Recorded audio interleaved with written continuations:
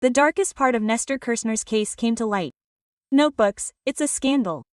Fighting him with bags of pesos, dollars, and euros flying all over the office. There were so many, look at this, around 20 suitcases of different sizes that Munio told me. After this I'm going to start a suitcase business. We continue moving forward with what was happening in the years of greatest corruption in Argentine history.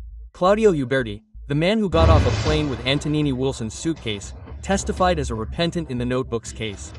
He managed the road concessions, the routes. Look what he confessed as a repentant. Who was calling Kirchner the bad guy? Uberti was terrified of the Kirchners? How is that? Who was calling who the bad guy? Claudio was calling Kirchner the bad guy, and now you're going to see why. And now we're going to tell the scene. I turned up the volume. Dollars flying into the office, that's it, that's what it seems to me. Nico, let's see. Look, I'll start by telling you how he got into the campaign. The kin from Santa Cruz weren't that well known, but they were a little bit well known. Until he said, that he was appointed to head the COVID agency, which has to do with road contracts. And he said there was a meeting. That was over and a date had to be set on the president's agenda for the signing of the contract. This was the first time I went to the presidential office in December 2003. I had started in May. After a while, he came out cursing and told me, the president is not going to sign the contracts at all because you did things too well. And you didn't fix the money with the people. The contracts for the road concessions and the routes were expiring. Quote, Uber made the tender and the bad guy Kirchner leaves the presidential office insulted because Kirchner tells him, this guy did things right, he didn't fix the money with the people, he's not going to sign it for nothing and he's going to screw you over. You have to call the businessmen and tell them to put it in. They're going to cry, but tell them to put it in because the president is not going to sign. And if not, he'll resign. You saw how bad he is. The bad guy is Néstor Kirchner. According to Uberti, from 2003 to August 2007 it was like that. He had already entered. First I would take $50,000 to the office of the minister in question. Then I personally took it to the presidential office and delivered it in a briefcase to Néstor Kirchner's hands. And look what Hubert says. The first time he made me give him the entire briefcase, $150,000 in a briefcase, he took the pen and everything. He's saying that the Finota, the pen, is sub T and he told me, you have to give me more. Remember that I'm going to make you. I understand that Uberti is going to expand on this. I mean, he didn't just declare it, he's going to expand on it. I mean, there's more. Yes, listen. Hey, let's see, I really didn't know this. Nico, on another occasion, one of the first times I went to see Néstor Kirchner in 2005, I took him the collection from the road corridors. Now he had done badly, but good for Kirchner, right? He began to collect at his office on Valcar Street, the Casa Rosada. I want to clarify that whenever I took a collection he asked me if they were euros or dollars. Uberti would arrive instead of telling me, hey, how are the roads? Did you bring euros or dollars? On one occasion I brought him packages of pesos, euros and pesos. He kicked the package of pesos and threw it across the office. Kirchner was a torment. This is unbelievable. Bills flying around the presidential office that were bribes, he said angrily, Claudio, you brought me euros and pesos. And it was little. And he would kick the bags. Ricardo Jamie also told this at some point.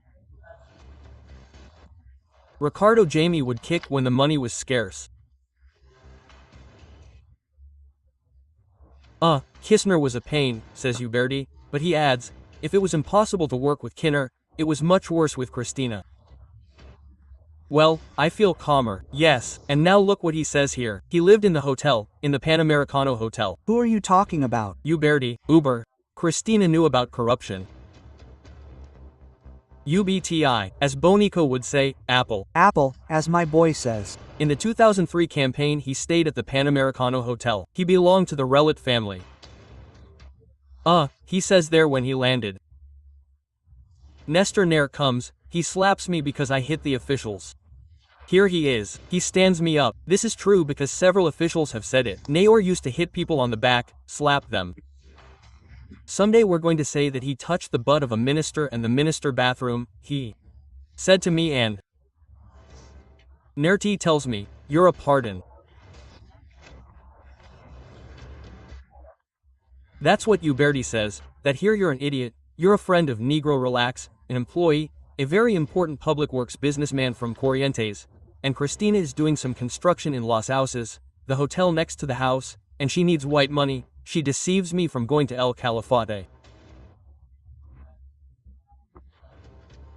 What is Uberti saying? That Kirchner told him, we have to get the white money for the hotel that Cristina is building. Later he says that he got the white money and that even Cristina thanked him, that it was very important for her family. How much was this about the corruption trips? Well, he didn't go with Santero, he went separately, poor thing, who kicked the bags. There were so many, they competed, you could say, right? Each one to see who collected the most. Let's see, instead of working they spent days collecting money to take to the bad guy. Sure, to Olivos and to Ku and to Cristina. And to the Casa Rosada. Yes, then he refers to the trips of a central character, the one who died, who is Daniel Munoz, who collected all the bags, as Pedro Paulini told us yesterday, he is in the case. And Ivan to the south.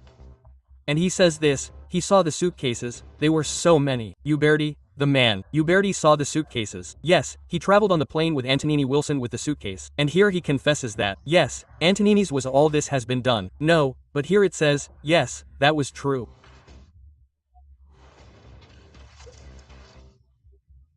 About 20 suitcases of different sizes that Munio told me, after this I'm going to start a suitcase business. Quote. He's talking about the suitcases. It's incredible. It seems, did you see when you take the suitcase off the plane that there are 20? Well, they were all at Kirchner's place. Munio didn't start a suitcase business, he bought half of the United States and a beach. The suitcases were destined for, listen to this, Néstor and Cristina's house in Rio Gallegos, located on the corner of 25 de Mayo, Lanada and Memorian streets, where there were vaults that they had bought from the mortgage bank, the headquarters.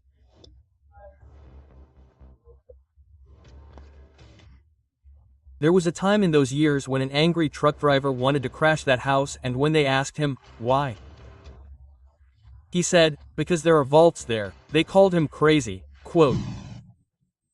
Investigations into the case, notebooks, continue to reveal unpublished details that are impossible to believe due to the level of aberration that is found, especially by the same characters who for years sold us the story of the current state, such as Kirchnerism, who used the much-defended public works for themselves because they filled their pockets to levels that no human being would have time to even spend said money, which belonged to all taxpayers. In this case, the way in which Néstor Kirchner pressured the different officials linked to the investment portfolios in terms of works to pressure different businessmen to put the tithe for the crown was described, even using levels of violence if he did not consider the proceeds sufficient and even despising the national currency. Another thing they claimed to defend, but deep down they were always ciphers who made all the dollars in the country and even the euros that increased their value due to the lack of them, because they believed that they only belonged to them and no one else. Unfortunately, the former president could not be tried in his lifetime, but without a doubt, divine justice will have done its job for being one of the promoters of the greatest corruption worldwide.